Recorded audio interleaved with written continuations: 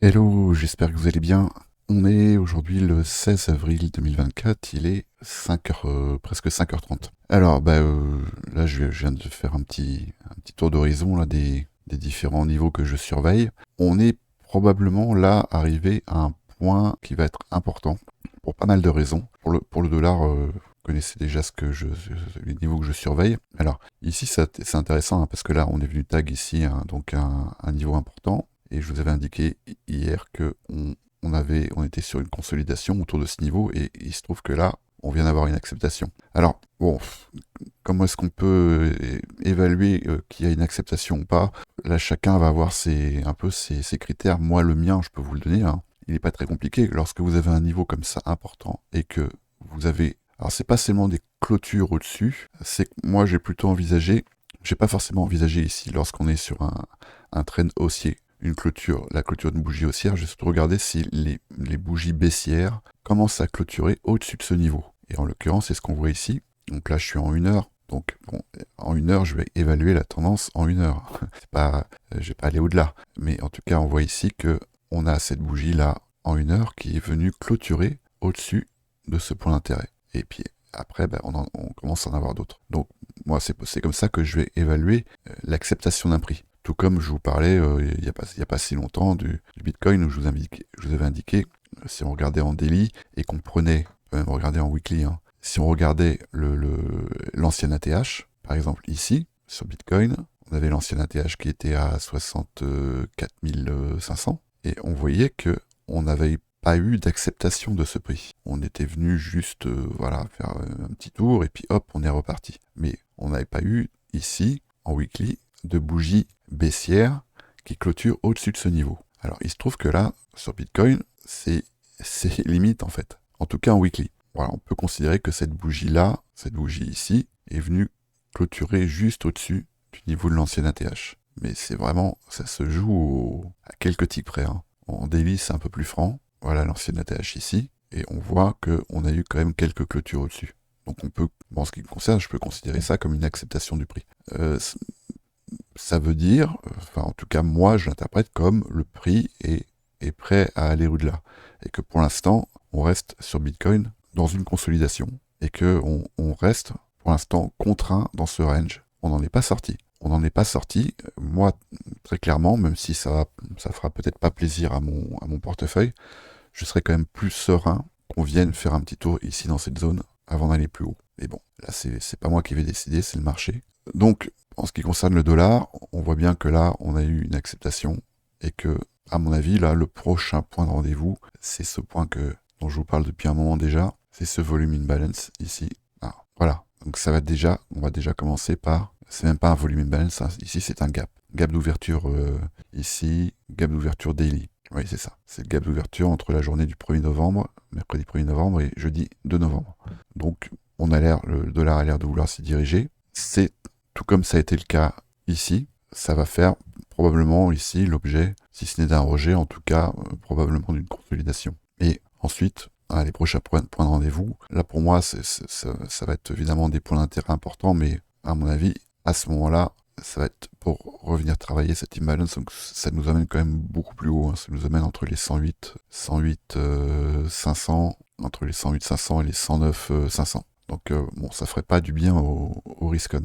Alors ce qui est assez intéressant quand même de noter, c'est qu'on a une corrélation positive, et ça c'est quand même pas si fréquent, hein, entre le gold et le dollar. Et ça traduit la plupart du temps une incertitude sur les marchés. Et le marché n'aime pas les incertitudes. Le marché n'aime pas savoir où on va. En règle générale, ça se traduit sur les risques par une contraction. Et c'est en l'occurrence, c'est ce qu'on observe là depuis quelques jours. Et on le voit bien sur le SP500. Voilà comment ça se traduit. Donc là, pareil, je suis en daily. On vient ici retravailler un imbalance là. Donc, si on n'a pas là dans la journée, ça pourrait faire peut-être l'objet d'une consolidation, mais à mon avis, si on n'a pas ici là, dans la journée une réaction, ça risque de nous emmener quand même plus bas. On voit bien les points d'intérêt, les zones qui pourraient faire appel d'air, on les voit ici, elles sont assez claires. Bon, ici on a une zone d'imbalance, ici on a un swing, et après, bon, si on contextualise tout ça, en weekly, pour l'instant, bon, on a eu des corrections plus importante que celle à laquelle on assiste actuellement. Donc bon, à voir. Alors hier, j'avais identifié une petite opportunité sur Ethereum. On a vu ça avec les VIP.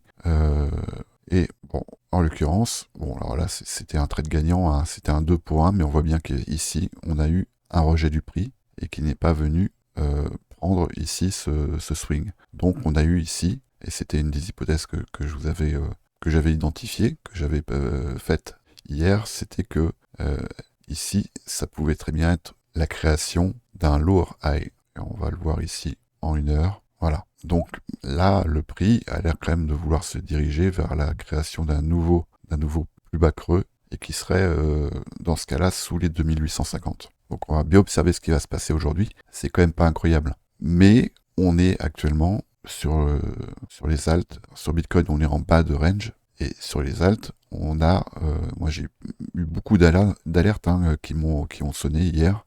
On est venu prendre des points d'intérêt importants, des zones de stop en l'occurrence, qui ont dû faire l'objet de pas mal de liquidations. Donc c'est quand même, à mon avis, bienvenu nettoyer le marché. Donc passer vendeur ici, je sais pas, hein, je sais pas. Moi, si je devais passer vendeur, ça serait plutôt à l'occasion d'un rebond dans ce cas-là. Et sur les time frames en 1 heure, pourquoi pas. Il y a certainement moyen de passer des... On va regarder ça tout à l'heure avec les VIP, mais il y a certainement moyen de passer des trades. De toute façon, les deux hypothèses, elles sont pas compliquées, hein. Soit on essaye d'identifier des structures de retournement pour un reflux haussier, soit on va identifier des niveaux qui vont nous permettre éventuellement de passer vendeur. Et moi, ce que je regarde, ce que j'aime bien regarder, sur Good Crypto, il y a un screener qui est quand même bien foutu, qui me permet de screener, alors là, moi, j'ai appliqué le filtre sur le top 100 uniquement, sur le jour, et de regarder notamment, alors ça peut être une stratégie qui va être de dire, est-ce que ce serait pas l'occasion, vu qu'on a un reflux baissier, d'accumuler, par exemple, sur le spot du Bitcoin à de meilleurs prix. Auquel cas, on peut regarder, par exemple, les variations du prix contre Bitcoin. Et on voit qu'on a quand même des assets qui sont en train de prendre un peu de force. Core, OKB, Mantle, Quant. Alors Quant, lui, ça fait partie des assets que je surveille depuis un moment parce que il fait partie d'un narratif important, notamment dans la création des monnaies numériques de banque centrale. Et vous ferez vos recherches et vous verrez que Quant, pour l'instant, à mon avis, il n'a pas encore exprimé tout son potentiel. Monero, là, on est sur un narratif qui est quand même particulier. Et lui, contre Bitcoin, il a repris de la force. Et après, CFI que je connais pas, Celestia, bon là, ça vous connaissez. Et il a déjà bien pris Maker, et après on attaque les stablecoins. Si je regarde contre l'USD, ce qu'on peut voir, c'est qu'il n'y en a pas beaucoup qui sont haussières, hein. En tout cas en daily, on retrouve les mêmes: Core, OKB, Mantle, Quant. Alors c'est peut-être que son heure est arrivée, Monero, et après on va retrouver à peu près les mêmes. Et si je regarde contre Ethereum, on voit qu'il y a quand même pas mal d'alts qui sont plus fortes qu'Ethereum. On va retrouver les mêmes, les quatre, le quartet là dont je vous avais parlé, le quintet même, Core, OKB, Mantle, Quant, Monero.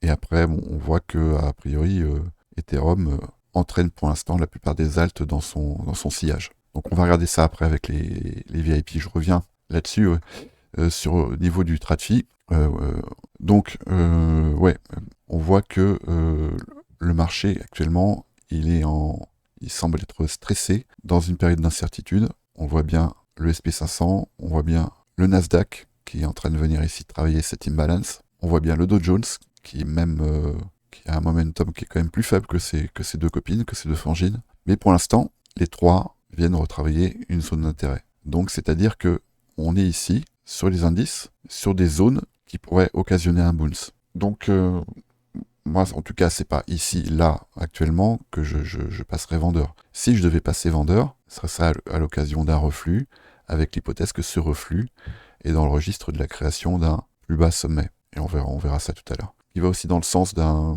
stress du marché et d'une période d'incertitude. C'est moi des indices que je regarde, c'est les matières premières. Alors ici, c'est un ETF qui n'est pas très liquide, donc il ne faut pas regarder ça en daily. Voilà ce qui se passe. Donc ça, c'est Longer Dated Oil Commodities. Et on voit que là, on a un changement de caractère, un changement de structure. Et je vais regarder aussi un autre, c'est celui de c'est celui de Bloomberg, c'est Becom, oui c'est ça, voilà. Donc là qui est quand même bien pondéré avec les matières agricoles et le pétrole, si je me souviens bien. Et on voit bien qu'ici on a une grosse jambe haussière ici.